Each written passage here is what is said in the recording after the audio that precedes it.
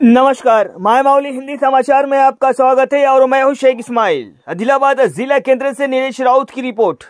कर्मचारियों की समस्याओं के समाधान के लिए व्यापक दंड की मांग को लेकर कर्मचारी अपना विरोध जारी रखे हुए हैं। इसी के तहत रविवार को आदिलाबाद की एनटीआर चौरस्ते में सड़क पर दोपहर का भोजन किया और सरकार के व्यवहार के खिलाफ विरोध प्रदर्शन किया। उन्होंने कहा है कि सीएम रेवंत रेड्डी को जवाब देना चाहिए और कर्मचारियों से किए गए वादे पूरे करने चाहिए, अन्यथा आंदोलन को और उग्र किया जाएगा। मेरे जन्मदिन शुभाकांक्षलु అనాల ఓకేనా సోనియమ్మకు సోనియమ్మకు సోనియమ్మకు సోనియమ్మకు జై సోనియమ్మ జై రేవంత్ రెడ్డి కూడా మాకు ఇటువంటి ఫలితం అనేది రావట్లేదు।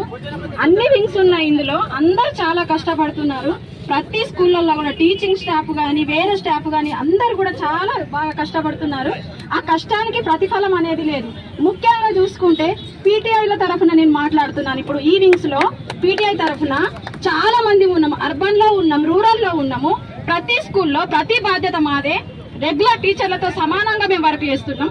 ఫుల్ టైం వర్క్ చేస్తే మాకు ఓన్లీ పార్ట్ టైం అని పేరు పెట్టారు। దానికి తగ్గట్టుగా 10,000 జీతంతోనే సర్ది పెడుతున్నారు మాకు। ఎన్ని రోజులు ఈ బానిసత్వం, ఎన్ని రోజులు మా శ్రమ దోపిడి, ఈ విధానాన్ని చాలా మేము ఖండిస్తున్నాం। మా పీటీఐలందరము ఎంతో సమస్యలు ఎదుర్కొంటున్నాం। ప్రతి ప్రోగ్రాం కన్నా మేము అటెండ్ కావాల్సిందే। మొన్నటికి మొన్న సర్వే ప్రోగ్రామ్ లో కూడా మమ్మల్ని తీసుకోవడం జరిగింది। ఆ సర్వే కూడా మేము విజయవంతంగా నిర్వహించినాం। ప్రతి దాంట్లో మమ్మల్ని తీసుకుంటున్నారు, కానీ మా సమస్యకు మాత్రం పరిష్కారం అనేది లేదు। 12 నెలల జీతం కూడా లేదు। 10 నెలలకే మమ్మల్ని టర్మినేట్ చేసేస్తున్నారు। 12 నెలల శాలరీ కూడా లేదు। చాలీని జీతము మా కుటుంబాలు ఎలా ఉంటాయండి? మా మీదే ఆధారపడి ఉన్నాయి। మేము ఇన్ని రోజులు ప్రభుత్వం మీద ఆధారపడి 10 సంవత్సరాల నుంచి వర్క్ చేస్తున్నాం। 10 సంవత్సరాల నుండి కూడా మాకు శాలరీ అనేది ఇంతే, 10,000 జీతంతో మేము సర్ది పెట్టుకుంటున్నాం। మినిమం కరోనా టైంలో కూడా మాకేమిచ్చారండి? మా దేంట్లోకి వెళ్ళి కూడా మా డబ్బులు వసూలు చేసుకున్నారు। ఇచ్చిన 10,000 జీతంలోనే శాలరీ మాది కట్ చేసుకున్నారు। ఒక రోజు శాలరీ మాది కట్ చేసేసుకొని మాకేమి ఇవ్వలేదు। కరోనా టైంలో మాకేమి లేదు। ఎంతో మంది పీటీఎస్ చనిపోతే కూడా కనీసం వాళ్ళని వెళ్ళి పరామర్శించేటోళ్ళు కూడా దిక్కులేరు। వాళ్ళ కుటుంబాలు ఎంత రోడ్డు మీద పడతాయి? 10 సంవత్సరాల నుంచి వాళ్ళు కష్టపడి జాబ్ చేస్తే వాళ్ళు ఇప్పుడు ఏజ్ అయిపోయిన వాళ్ళు ఉంటారు। వాళ్ళు ఎవరితో పోటీ పడి ఏ గవర్నమెంట్ జాబ్ కొట్టుకుంటారండి? మొత్తం ఏజ్ అయిపోయిన తర్వాత ఇప్పుడు వచ్చిన పోటీ పరీక్షలలో ఎలా వాళ్ళు సాధిస్తారు? రెగ్యులర్ గా స్కూల్ కి వెళ్ళాలి, రెగ్యులర్ గా వర్క్ చేయాలి। అలాంటప్పుడు చదువుకునే టైం ఎక్కడ ఉంటుంది? మా పీటీఐలకి కానీ ఎవరికైనా కానీ సమగ్ర శిక్షలో పనిచేస్తున్న ప్రతి ఒక్కరు కూడా చాలా కష్టపడుతున్నారు।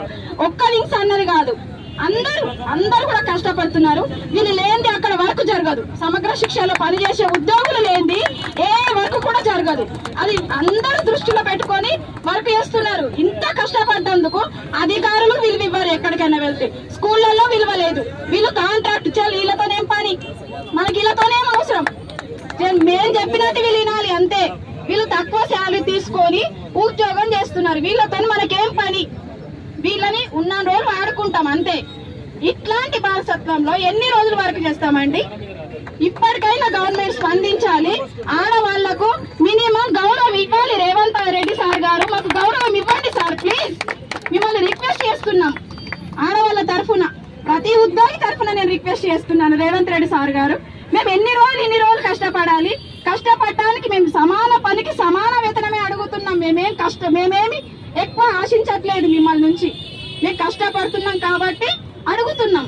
ప్రతి ఆడబిడ్డలు ఇప్పుడు వీళ్ళందరూ రోడ్డు మీద ఎక్కి ఇంత కష్టపడి ర్యాలీ చేసి ఇంత కష్టపడి మేము ఉద్యోగాలు చేసి రోడ్డు మీదకి వస్తున్నాము, ఇంతనైనా మా మీద దయ చూపట్లేదు ఎందుకు ఇలా అని మేము ప్రశ్నిస్తున్నాం। మీకు ఛాయ ఇచ్చి ఛాయ పూర్తి అయ్యేలోపు జీవ ఇచ్చే బాధ్యత మీ అన్నగా నాది అన్నాడు। కాబట్టి గౌరవ ముఖ్యమంత్రి గారికి ఈ రోజు దినం మీకు గుర్తే, సాక్షాత్తు సోనియమ్మ జన్మదినం। ఈ దినం రోజున మిమ్మల్ని మేము డిమాండ్ చేస్తా ఉన్నాం, మీరిచ్చిన మాట మీరు గుర్తు చేయాల్సిన అవసరాన్ని మాకు తెప్పియకండి। ఖచ్చితంగా రేపటి నుంచి సమగ్ర శిక్షలోని పాఠశాల స్థాయిలో పనిచేస్తున్నటువంటి ఇప్పటికే టీచర్స్, పీటీఐస్, ఎంఆర్సీ కార్యాలయాలు, డిపిఓ కార్యాలయాలు పూర్తి స్థాయిలో రాష్ట్ర వ్యాప్తంగా స్తంభించినాయి। 525 మండలాలు ఇలా స్తంభించబడ్డాయి। రేపటి నుండి 10వ తారీఖు నుంచి కేజీబీవీ యూఆర్ఎస్ లో కూడా బోధన స్తంభించనుంది। లక్షలాది మంది పేద బడుగు బలహీన వర్గాల యొక్క విద్యార్థులు నష్టపోతారు. వాస్తవానికి మాకు ఆ నిర్ణయం ఇష్టం లేదు, కానీ ప్రభుత్వాల మాట తప్పడం వల్లనే మేము ఈ నిర్ణయాన్ని తీస్తూ ఉన్నాం. కాబట్టి మీరు వితిన్ ది 7 days అసెంబ్లీలో తెలంగాణ సమగ్ర శిక్షని పాఠశాల విద్యాశాఖలో విలీనం చేస్తున్నాం. 19,600 మందిని మేము రెగ్యులరైజేషన్ చేస్తున్నామని ప్రకటన జారీ చేస్తే తప్ప, మాకు సంబంధించిన బిల్లుని ప్రవేశపెడితే తప్ప మేము వెనుకకొచ్చే పరిస్థితి లేదు. కావున ఈ నిర్ణయాన్ని తక్షణం అమలు చేయాలి. మీరందరం మేము మీకు ఒక మాట ఇస్తా ఉన్నాం, తెలంగాణ సమగ్ర శిక్ష ఉద్యోగులను రెగ్యులరైజేషన్ చేస్తే ఈ రాష్ట్రంలోనే రైజింగ్ నెంబర్ 1 చూపెడుతున్న ఈ రాష్ట్రాన్ని విద్యాశాఖకు మాకు అవకాశాలు ఇవ్వండి.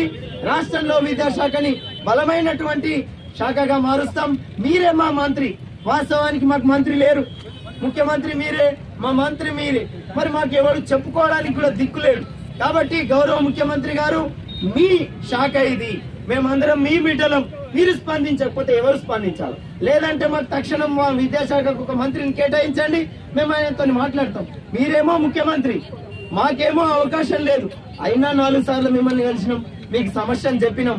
మీరు ఇప్పటికైనా స్పందిస్తారని ఆశిస్తా ఉన్నాం.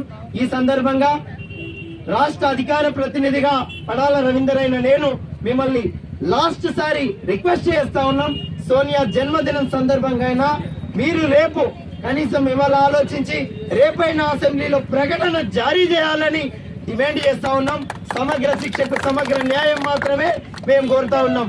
మా ప్రాణాలు పోతే మీకు మన్ను పోయేందుకు మనసు రాకపోతే మేమెందుకు ఈ శాఖకు పనిచేయాలి? మేమేమైనా 2వ తరగతి పౌరులమా ఈ దేశంకు? కాదు కదా. మేమందరం ఇదే గడ్డ మీద పుట్టినాం, మేము ఇదే గడ్డ పౌరులం, ఉద్యమాన్ని చేసినటువంటి వ్యక్తులం. కాబట్టి మీరిచ్చిన మాట మీరు నెరవేర్చాల్సిందే. దాంట్లో ఎలాంటి తాత్కారం చేసినా విద్యా వ్యవస్థని స్తంభింపజేస్తామని